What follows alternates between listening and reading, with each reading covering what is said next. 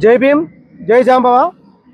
సోదరులారా, ఏదైతే తొలి ఏకాదశి రోజు అంబరిపేట నియోజకవర్గం చెన్నారెడ్డి నగర్లో ఒక దళితుడైనటువంటి వర్కాల శ్రీకాంత్ను నవీన్ రెడ్డి అనే ఒక వ్యక్తి ఆలయంలోకి రాకుండా అడ్డుకున్న సంఘటనను అక్కడి ఆలయ కమిటీ పెద్దలు, అదేవిధంగా అక్కడ బస్తీ యొక్క ప్రజలందరూ కలిసి కూడా ఒక నిర్ణయానికి రావడం జరిగింది.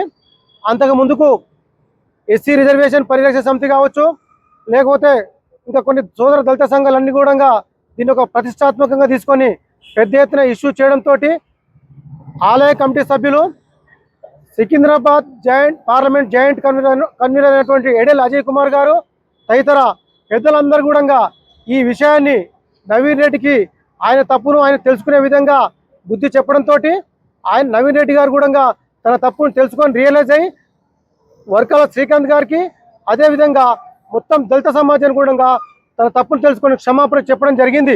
ఇటువంటి తప్పును కూడా మళ్ళీ జీవితంలో ఎప్పుడు రిపీట్ చేయనని తను పశ్చాత్తాపం కూడా వ్యక్తం చేయడం జరిగింది. కాబట్టి ఎస్సీ రిజర్వేషన్ పరిరక్షణ సమితి సభ్యులుగా మేమంతా మా స్టేట్ ప్రెసిడెంట్, సిటీ ప్రెసిడెంట్ బాలను అందరం కలిసి శ్రీకాంత్ను కలవడం జరిగింది. అన్ననే కాదు, ఎవరైనా సరే మానసికంగా ధైర్యంగా ఉండండి.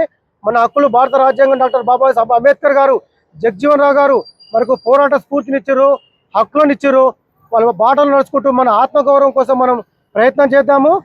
ఈ సమస్యను సద్దుమనగడానికి ప్రయత్నం చేసిన అందరూ కూడా ఆలయ కమిటీ సభ్యులకు, బస్తీ వాసులకు అందరూ కూడా ప్రత్యేక ధన్యవాదాలు తెలుపుకుంటూ జై భీమ్, జై జాంబవ.